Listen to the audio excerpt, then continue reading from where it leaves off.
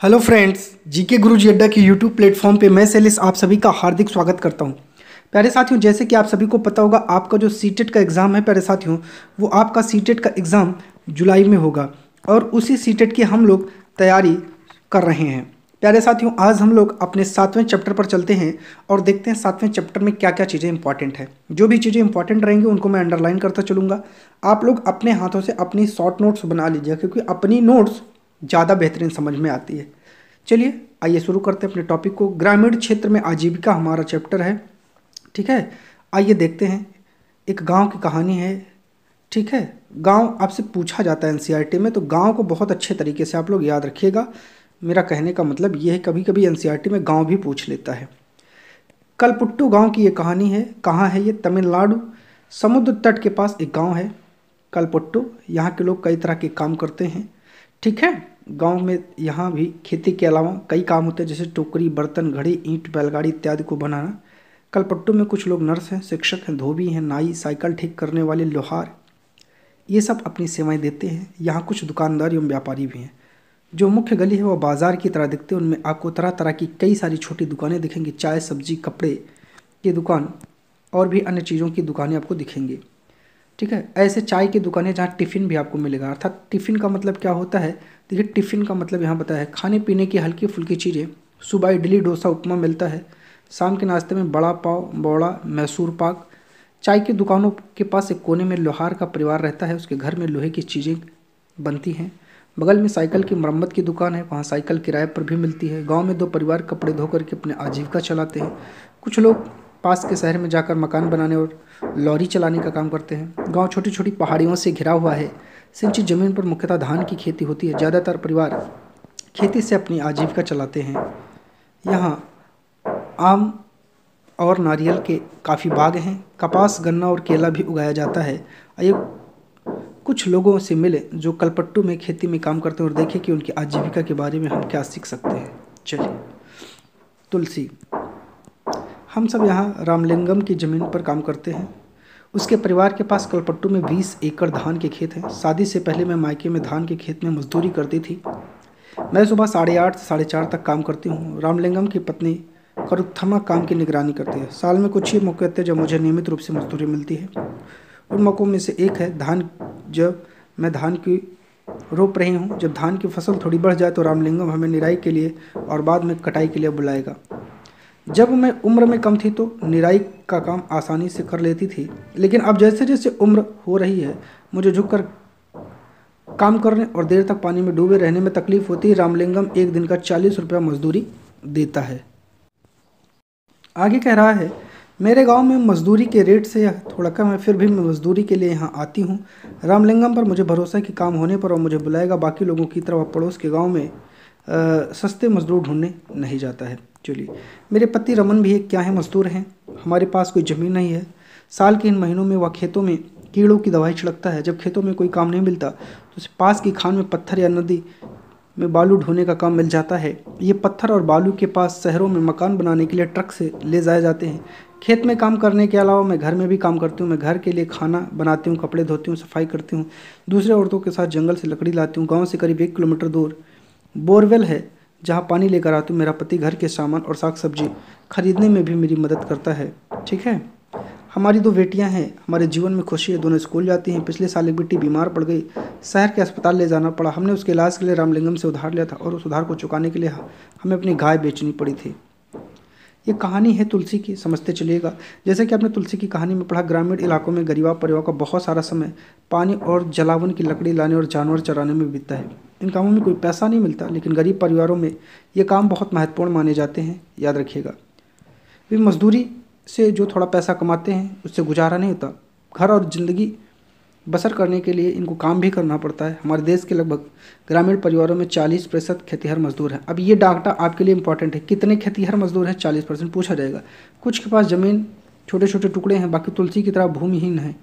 कई बार जब पूरे साल उन्हें काम नहीं मिलता है तो मजबूरन काम की खोज में उन्हें दूर दराज के इलाकों में जाना पड़ता है। इस तरीके से वह पलायन का कुछ जो है मौसमों में ही होता है। शेखर, हमें यह धान अपने घर लेकर जाना है। मेरे परिवार से अभी भी फसलों की कटाई पूरी हुई है। हमारे पास 2 एकड़ ज़मीन है। हम अपने खेत का सारा काम खुद ही कर लेते हैं। मैं कई बार कटाई के समय दूसरे छोटे किसानों की मदद ले लेता हूँ, बदले में उनके खेतों में भी कटवाई करवा देता हूँ। व्यापारी ने मुझे उधार पर बीज और खाद देता है, उसे चुकाने के लिए थोड़े कम दामों पर उसे धान बेचना पड़ता है। अगर बाजार में बेचूँ तो ज़्यादा पैसे मिलेंगे, लेकिन उधार भी तो चुकाना है। व्यापारी ने किसान को याद दिलाने के लिए अपना एजेंट भेजता रहता है। जिन किसानों ने उधार लिया है वे उसी को अपना धान बेचें। मुझे खेत में 60 बोरी धान मिलेगा, इनमें से मैं अपना उधार चुका दूंगा और बाकी घर में लग जाएगा। लेकिन मेरे हिस्से में जो आता है वह सिर्फ 8 महीने तक ही चल पाता है, इसलिए मुझे और पैसे कमाने की ज़रूरत पड़ती है। इसलिए मैं रामलिंगम की चावल की मिल में काम करता हूँ। वहाँ मैं पड़ोसी गांव के किसानों से धान इकट्ठा करने में मदद करता हूँ। हमारे पास एक संकर गाय है, ठीक है, और उसका दूध भी हम यहीं सरकारी समिति में बेच देते हैं। रोज़ के खर्चों के लिए थोड़ा सा पैसा मिल जाता है। आगे कह रहा है कर्ज लेने पर, जैसा कि आपने ऊपर पढ़ा कि कई बार शेखर किसान और ज़रूरी चीज़ों के लिए पैसा कर्ज लेते हैं, ठीक है। चलिए, ये पैसा बीज, खाद और कीटनाशक खरीदने के लिए साहूकार से कर्ज लिया जाता है। अगर बीज अच्छी किस्म के नहीं हुए, फसल को कीड़ा लग गया तो पूरी फसल बर्बाद हो सकती है। बारिश पूरी नहीं हुई, फसल खराब हो सकती है। ऐसी स्थिति में किसान अपना उधार नहीं चुका पाते। कई बार परिवार चलाने के लिए उन्हें पैसा कर्ज के तौर पर लेना पड़ता है। जल्दी ही कर्ज इतना बढ़ जाता है कि किसान कितना भी कमा ले उसे चुका नहीं पाता है। इस स्थिति में किसान कर्ज तले दब गया और कुछ सालों में यह किसान की विपदा का मुख्य कारण बन गया। कई क्षेत्रों में किसानों ने कर्ज के बोझ से दबकर आत्महत्या तक कर ली है। देखिए कितना बढ़िया यहाँ समझाया गया है। रामलिंगम और करुथमा। जमीन के अलावा रामलिंगम के परिवार के पास एक चावल की मिल है, बीज व कीटनाशक बेचने के लिए दुकान है। चावल की मिल में उन्हें कुछ पैसा लगाया और थोड़ी सी सरकारी बैंक से कर्ज लिया। वे कलपट्टू और आसपास के गांवों से ही धान खरीदते हैं। मिल का चावल आसपास के शहरों के व्यापारियों को भेजा जाता है और उसे अच्छी खासी कमाई की जाती है। भारत में खेतिहर मजदूर और किसान। कलपट्टू गांव में तुलसी की तरह खेतिहर मजदूर हैं, शेखर की तरह छोटे किसान हैं और रामलिंगम जैसे बड़े किसान हैं। भारत में प्रत्येक 5 ग्रामीण परिवारों से लगभग 2 परिवार खेतिहर मजदूरों के हैं। ऐसे सभी परिवार अपनी कमाई के लिए दूसरे खेतों पर निर्भर रहते हैं। ऐसे में कई भूमि हैं और कईयों के पास जमीन के छोटे टुकड़े हैं। शेखर जैसे किसानों को ले तो उनकी ज़रूरतों के हिसाब से खेत बहुत छोटे पड़ जाते हैं। भारत के 80% किसानों की यही हालत है। भारत में 20% किसान रामलिंगम जैसे हैं, बड़े किसानों की श्रेणी में आते हैं। ऐसे किसान गांव के अधिकतर ज़मीन पर खेती करते हैं और उसकी उपज का बहुत बड़ा भाग बाजार में बेचा जाता है। कई बड़े किसान अन्य काम धंधे भी शुरू करते हैं, दुकान चलाना, सूद पर पैसा, छोटी छोटी फैक्ट्री चलाना इत्यादि। चलिए, हम कलपट्टू में होने वाली खेती के बारे में पढ़ा। ग्रामीण क्षेत्रों में खेती के साथ साथ लोग जंगल की उपज और पशुओं पर निर्भर रहते हैं। उदाहरण के लिए मध्य भारत में कुछ गांव में खेती और जंगल की उपज दोनों आजीविका के महत्वपूर्ण साधन हैं।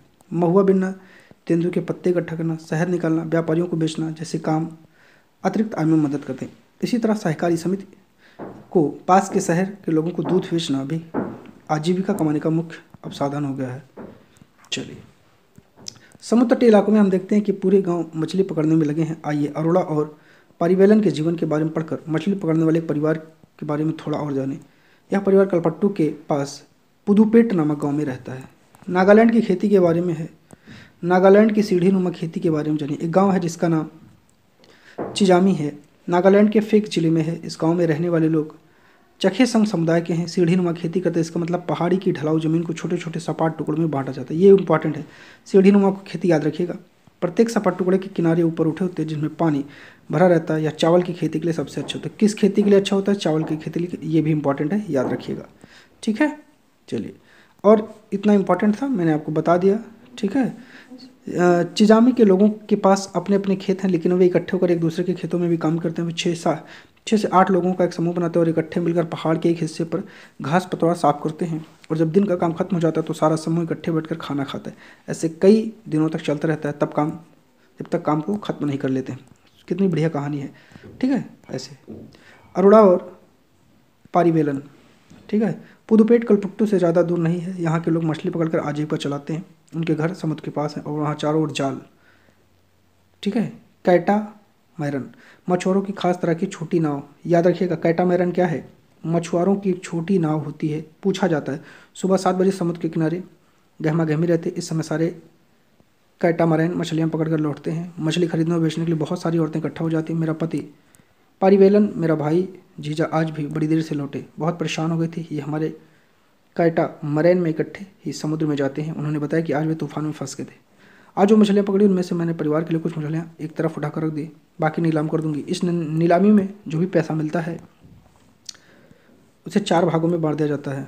ठीक है, 3 हिस्से उन 3 लोगों में बढ़ जाते हैं जो मछली पकड़ने जाते हैं, बाकी एक हिस्सा उसे मिलता है जो नाव और जाल वगैरह होते हैं। चूँकि जाल, ठीक है, कैटामरैन और उसका इंजन हमारे हैं, तो वह हिस्सा भी हमें ही मिल जाता है। हमें बैंक से उधार लेकर एक इंजन खरीदा है जो कैटरमैन में लगा हुआ है। इसमें लोग समुद्र में दूर तक जा पाते हैं और ज़्यादा मछलियाँ मिल जाती हैं। नीलामी में औरतें यहाँ मछलियाँ खरीदती हैं। चलिए, नीलामी में जो औरतें यहाँ मछलियाँ खरीदते हैं वे टोकरे भर भर कर पास के गांव में बेचने के लिए जाती हैं। कुछ व्यापारी भी हैं जो शहर की दुकानों में मछलियाँ खरीदते हैं। मैं दोपहर 12 बजे तक नीलामी का काम निपटा पाती हूँ। शाम को मेरा पति और बाकी रिश्तेदार मिलकर जाल को सुलझाते हैं और मरम्मत करते हैं। कल सुबह 2 बजे फिर समुद्र की तरफ चल देंगे। हर साल मानसून के दौरान करीब 4 महीने वे समुद्र में नहीं आ पाती क्योंकि मछलियों के प्रजनन का समय होता है। ठीक है, हर साल मानसून के दौरान मछलियों का क्या होता है, प्रजनन होता है। इस महीनों में हम व्यापारी से उधार पैसा लेकर गुजारा चलाते हैं। इस कारण बाद में हमें मजबूरी में उसी व्यापारी को मछली बेचनी पड़ती है और हम खुद नीलामी नहीं कर पाते हैं। वे खाली महीने काटना बहुत मुश्किल होता है। पिछले साल सुनामी के कारण हमारा बड़ा नुकसान हो गया था। ठीक है, ये है ग्रामीण क्षेत्रों में आजीविका का साधन। ग्रामीण क्षेत्रों में लोग अपने आय के विभिन्न तरीकों से कमाते हैं, कुछ खेतीबाड़ी का काम करके और कुछ अन्य तरह के काम करके, जैसे खेत तैयार करना, रोपाई, बुआई, निराई, कटाई। फसल अच्छी हो इसके लिए प्रकृति पर निर्भर है। जीवन ऋतुओं के इर्द गिर्द ही चलता है। बुआई और कटाई के समय काफ़ी लोग व्यस्त रहते हैं और एक दूसरे का जो है बोझ कम करते रहते हैं। देश के अलग अलग क्षेत्रों में ग्रामीण लोग अलग अलग तरह की फसलें उगाते हैं। फिर हम उनके जीवन की परिस्थितियों और उनकी समस्याओं से काफ़ी समानताएं भी पाते हैं। चलिए, लोग कैसे ज़िंदगी बसर करते हैं, कितना कमा पाते हैं, इस बात पर निर्भर करता है कि वे जिस ज़मीन को जोतते हैं वो कैसी है।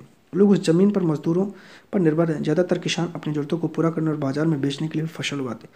कुछ किसानों को अपनी फसल उन व्यापारियों को बेचनी पड़ती है जिनसे वे पैसा उधार लेते हैं गुजर बसर करने के लिए। कई परिवारों को काम की खातिर उधार पैसा लेना पड़ता है, फिर तब लेना पड़ता है जब उनके पास कोई काम नहीं रहता। ग्रामीण क्षेत्रों में कुछ परिवार ऐसे हैं जो बड़ी बड़ी ज़मीनों और व्यापार और काम धंधों पर फल फूल रहे हैं। जो भी ज़्यादातर छोटे किसान, खेतर मजदूर, मछली पकड़ने वाले परिवार और गाँव में हस्तशिल्प का काम करने वाले लोगों को साल में रोज़गार नहीं मिल पाता। ये था आपका चैप्टर। इसमें जो भी चीज़ें इंपॉर्टेंट थी मैंने उनको बताया।